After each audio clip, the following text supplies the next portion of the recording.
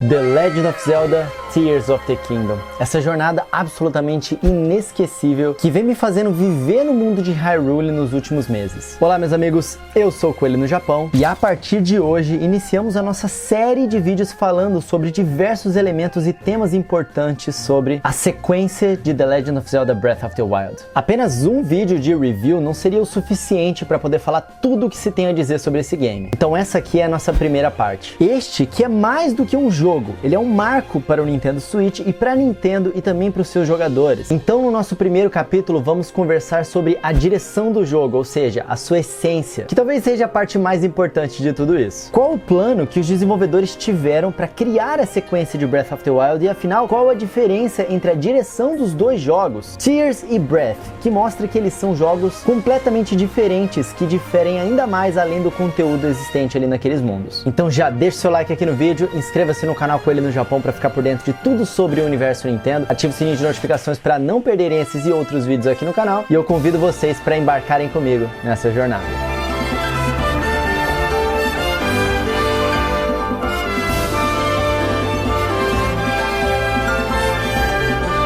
Quem está patrocinando o vídeo de hoje é a loja Easy Games, parceira oficial Nintendo no Brasil para mídia física e também consoles. Você quer comprar os jogos da Nintendo como Super Mario 3D World plus Bowser's Fury, Super Mario Odyssey e até mesmo The Legend of Zelda Tears of the Kingdom quando ele for lançado? Entra na Easy Games para você encontrar os produtos nacionais oficiais com o menor preço e todo o site à pronta entrega, o que faz com que o tempo de envio seja baixíssimo e para qualquer lugar do Brasil. O atendimento da Easy Games também é muito bom, vocês podem entrar em contato para tirar qualquer dúvida ou até mesmo para pedir alguma sugestão do que é melhor no caso de vocês. Eles têm acessórios para Nintendo Switch como controles, cases, capas oficiais, tem os jogos da Nintendo, tem os consoles como Nintendo Switch Lite, Switch OLED e também a edição especial de Zelda Tears of the Kingdom do Nintendo Switch OLED e também tem PlayStation e Xbox. Acesse o link aqui na descrição para conhecer a Easy Games, é uma loja super de confiança e valeu Easy Games aí por apoiar o nosso trabalho. Antes de Tears of the Kingdom existir, vieram os conceitos que o jogo novo teria. Primeiramente, a ideia inicial e mais polêmica, reutilizar os mapas que a gente já conhecia de Breath of the Wild, né? Reutilizar esse mundo do jogo anterior. O conceito, ele veio do fato de que os desenvolvedores perceberam que a Hyrule que eles criaram para Breath of the Wild ainda tinham muitos espaços vagos para muitas coisas serem feitas nela. Então, rapidamente, o diretor Hidemaru Fujibayashi cravou: na proposta inicial de Tears of the Kingdom, afirmamos claramente, o cenário não vai mudar. E esse era um conceito importante. Curioso, né? Enquanto o mundo inteiro ficou deslumbrado com o mundo de Breath of the Wild, os seus criadores só conseguiram pensar que nós ainda podemos melhorar esse mundo e muito. Essa é uma visão verdadeiramente ambiciosa de um estúdio e de uma equipe que, em vez de deixar a soberba tomar conta, foi criteriosa pensando no que eles ainda poderiam melhorar. Os desenvolvedores também admitiram que algumas das coisas que eles queriam adicionar no mundo de Tears of the Kingdom foram ideias que eles haviam descartado para The Legend of Zelda Breath of the Wild. Isso por diversos motivos, incluindo a diferença de hardware entre o Wii U e o Nintendo Switch, e como o jogo tinha que sair para os dois consoles, haviam coisas que o Switch aguentava fazer, mas o Wii U não, e essas foram descartadas. E isso inclui a ideia de simplesmente sair voando por aí, o que os jogadores até fizeram acontecer, mas com limitações, e até mesmo o mundo subterrâneo de Tears of the Kingdom. Outro ponto que motivou os desenvolvedores a tomar essa decisão foi que aquele mundo de Hyrule havia sido lapidado e criado por muitos e muitos anos. E todos na equipe conheciam aquela visão de Hyrule de cabo a rabo. Então isso ajudaria os desenvolvedores na criação de novas jogabilidades e novas possibilidades naquele mundo, porque imediatamente eles saberiam onde aquilo funcionaria. Isso aqui é muito importante de pontuar, porque como bem a gente sabe, a prioridade da Nintendo é a gameplay. E por mais que um dos pilares conceituais do jogo fosse manter o mesmo mapa,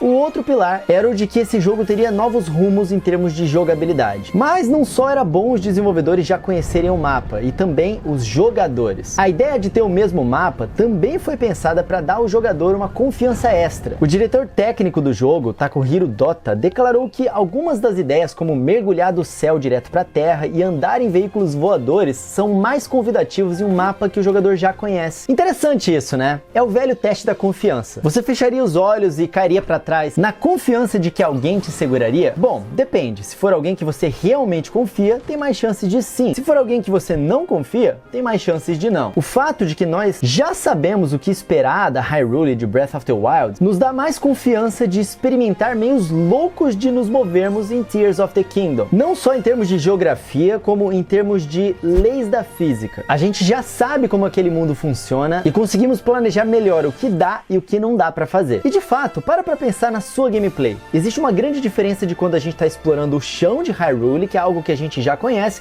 e as profundezas que foram inseridas em Tears of the Kingdom. Lá embaixo, a gente tem muito mais medo do que pode aparecer subitamente na nossa frente. Sem contar que, como a gente não conhece aquele local ainda, a gente quer ir com calma, andando pouco a pouco e prestando atenção nas coisas novas que vão surgindo. Enquanto que na superfície, era o objetivo dos desenvolvedores que a gente tivesse a vontade de go crazy, fazer um veículo e ir andando longas distâncias e explorar também verticalmente. Parece algo difícil de entender pelo paradoxo que se cria com, entre aspas, usamos o mesmo mapa para criar coisas diferentes. Mas essa é a Nintendo, né? E na visão dela, dois jogos com o mesmo mapa, mas jogabilidades diferentes, é mais original do que dois jogos totalmente diferentes, só que com a mesma jogabilidade. Eu vou dar um momento para vocês absorverem essa frase, porque é uma das mais importantes aqui desse vídeo. O próprio conceito de Hyrule, ele já funciona mais ou menos assim. Quando a gente fala da grande maioria dos jogos da série The Legend of Zelda se passando em Hyrule e tendo os mesmos personagens Link e Zelda, e Ganondorf também muito presente, alguém que desconhece a franquia pode até achar que se trata de algo repetitivo, mas é justamente utilizando essa mesma base que The Legend of Zelda se tornou uma das franquias que mais se reinventou e mais influenciou o mercado ao longo dos anos.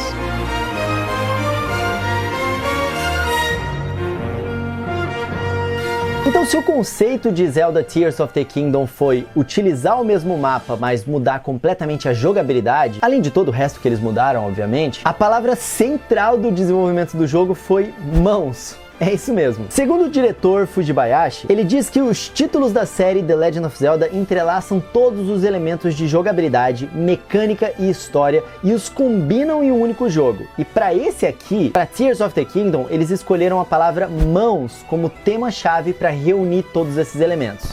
Isso explica certos inimigos traumatizantes do jogo, não é mesmo? Apesar de um conceito de uma só palavra, existem duas funções para as mãos executarem: manipulação e cooperação. Tears of the Kingdom precisava de uma nova jogabilidade, e não apenas uma nova função na jogabilidade, e sim um conjunto que o separasse completamente de Breath of the Wild. Toda a ideia girava em torno de manipular o mundo, algo que fazemos com as nossas mãos, né? A gente usa as nossas mãos para desenhar, criar objetos em argila, escrever. Os poderes do Link agora não vêm mais do aparelho Sheikah Slate que a gente tinha em Breath of the Wild, né? Agora os poderes do Link vêm literalmente das mãos dele, e as habilidades são extensões do que as nossas mãos podem fazer. Essa mudança veio para reforçar a ideia de que é o jogador que está manipulando as coisas, entre aspas, com as próprias mãos. E esses poderes também giram em torno desse tema. Por exemplo, a Ultra Hand permite anexar objetos, a famosa construção. Mas veja só, a equipe quis garantir que o jeito de construir fosse algo diferente dos jogos que a gente já conhece, onde apenas reunimos itens e o jogo constrói para você. Aqui não. Em Tears of the Kingdom é o jogador que vai construir, no formato que ele quiser, desengonçado ou então muito preciso, dependendo do quão empenhado ele esteja. A ideia era atribuir um toque como artesanal à jogabilidade de construir. Novamente, construir com as próprias mãos. A ideia da mão que manipula também é presente na exploração, porque no jogo a gente tem recurso para alterar o curso natural dessa exploração. Se uma grande montanha precisa ser escalada, mas você não tem estamina o suficiente, o jogador pode contornar essa dificuldade criando um balão que o levanta automaticamente até onde a gente precisa chegar, né? Parece roubado? Parece que isso facilita demais a exploração? Pois é, mas esse era o intuito. Afinal, para que dificuldade se a gente já tinha familiaridade com aquele mundo, né? Repara nisso aqui. A gente usa expressões ligadas às nossas mãos para poder falar de ações e também tomar atitudes. Por exemplo, a expressão botar a mão na massa e também arregaçar as mangas. Uma das missões dos desenvolvedores era dar ao jogador a sensação de fazer o que quiser, ou então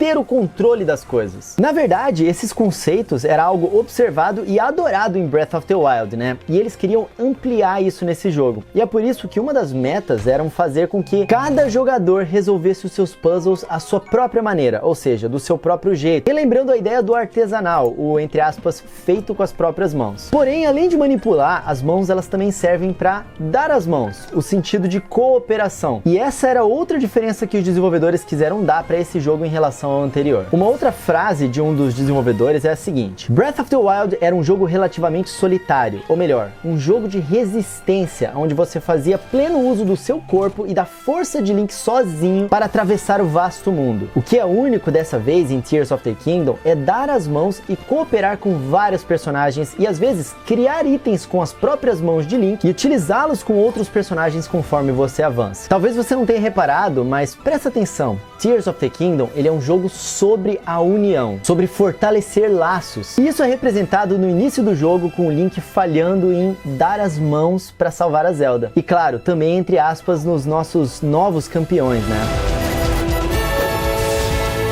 But you are not alone. Por mais que existam falhas na forma como o jogo tratou os poderes dos Sages, a representação física dos campeões é para reforçar a frase dita no trailer: You are not alone, ou seja, você não está sozinho, como explicou o Dota, né, o desenvolvedor aqui do jogo. E dar as mãos também simboliza conexão, né? E por isso Tears of the Kingdom tem toda a conexão com o passado. O que eles representaram com o Ouroboros aqui da logo, essas duas cobras se conectando uma na outra e dando a ideia de que o início se conecta com o fim, de que o novo está conectado com o anterior, é justamente isso. A ideia ali foi o passado e o presente, entre aspas, dando as mãos. As mãos são usadas em muito mais coisas. No fim das shrines, por exemplo, e até mesmo na música eles incluíram sons de palmas. E tudo isso estava conectado pelo tema mãos. É incrível como uma simples palavra na mão de ótimos desenvolvedores gera tantas possibilidades em áreas distintas, né? Se a pré-produção de Tears of the Kingdom, ou seja, o coração do jogo, foi baseado em mesmo mapa, novo jogo, e a produção do jogo, ou seja, o corpo dele, foi baseado na palavra mãos, a finalização do game, ou seja, a pele dele, a vibe final que Tears of the Kingdom, foi representada no seu título, As Lágrimas do Reino. Tears of the Kingdom, como uma conclusão final sobre a temática do jogo. Mas claro, assim como mãos, lágrimas podem representar muitas coisas. Lágrimas representam o luto ou a tristeza. A gente observa isso na história do jogo, que mexe com perdas ou simplesmente mágoas, mas também sacrifícios, porque choramos quando algo dói muito, mas também choramos de alegria e emoção, por exemplo, quando concluímos que alguém agora está bem depois de passar por um período muito difícil, um período também de lágrimas. Mas além da história, outro sentido também vem de um dos motivos pelo qual podemos chorar, principalmente na infância, e esse sentido é o medo. O medo também pode nos fazer chorar, né? Vamos relembrar aqui o primeiro teaser do jogo.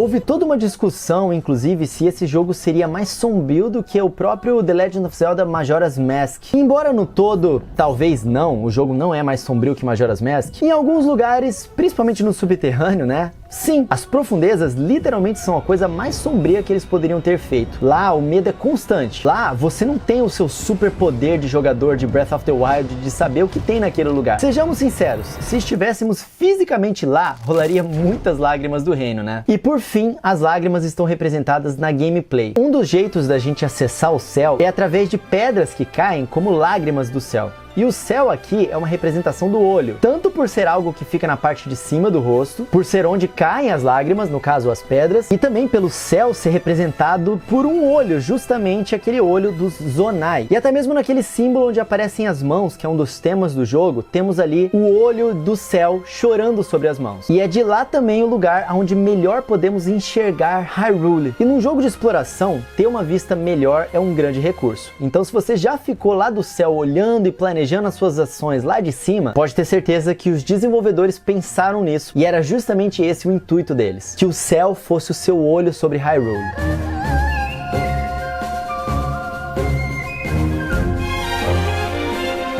amigos, apesar de muitas semelhanças, Tears of the Kingdom tem uma direção muito diferente de Breath of the Wild. E não se trata de mais ou menos inimigos, mais ou menos itens, ou até mesmo um novo plot, uma nova história. Existem diferenças na essência de ambos os jogos. Então alguns elementos de Tears não poderiam ser incluídos em Breath of the Wild, ou pelo menos os desenvolvedores não iam querer, para poder manter aquela linha de raciocínio, para poder manter a essência do jogo. Porque depois de tudo que eu mostrei pra vocês, eu acho que deu pra entender que eles levam essa questão de temática bem a sério, né? E é por isso que Tears of the Kingdom não apaga Breath of the Wild. Os dois jogos têm uma sensação diferente de jogar. E se você não acredita em mim, olha que interessante a diferença de cada um desses jogos. Começando pelo tema revolução versus evolução. Se a ideia de Breath of the Wild era revolucionar, a ideia de Tears of the Kingdom é evoluir. O primeiro jogo criou uma fórmula e o segundo jogo expandiu o que essa fórmula criou. O primeiro jogo trouxe uma gameplay onde haviam inúmeros jeitos de se passar de uma shrine, mas no segundo jogo essas possibilidades foram muito ampliadas e mesmo os caminhos possíveis agora são maiores do que nunca. E eles quiseram introduzir coisas novas e maximizar o que já estava presente. A gente tem também em Breath of the Wild o tema superação, em Tears of the Kingdom o tema manipulação e também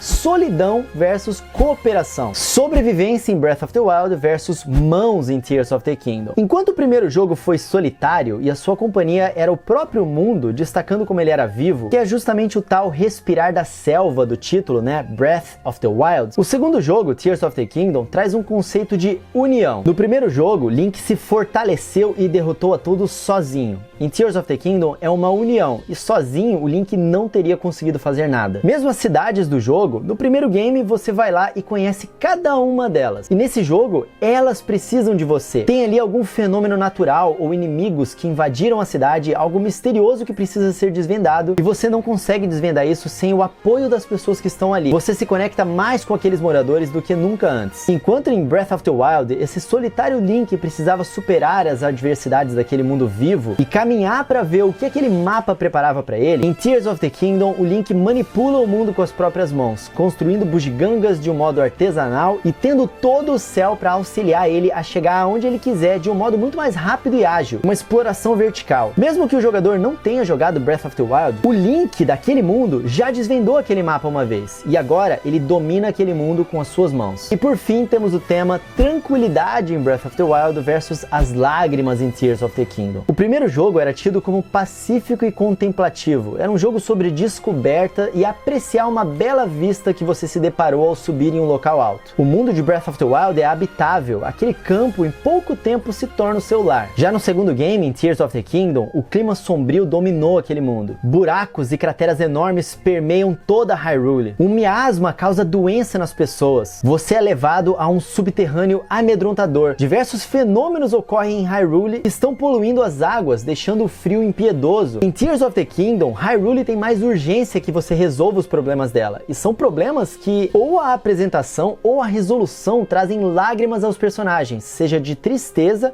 ou de alegria. Embora ele ainda seja um jogo contemplativo, principalmente quando a gente olha o mapa estando em uma ilha do céu, o jogo te dá muito mais meios de você ir logo. A locomoção é mais rápida, o ritmo do jogo é todo mais acelerado. Tears of the Kingdom não tem a tranquilidade de Breath of the Wild. Ele é um jogo mais épico, mais intenso e mais emocionante. I'm glad I didn't leave it behind. It's so easy to record.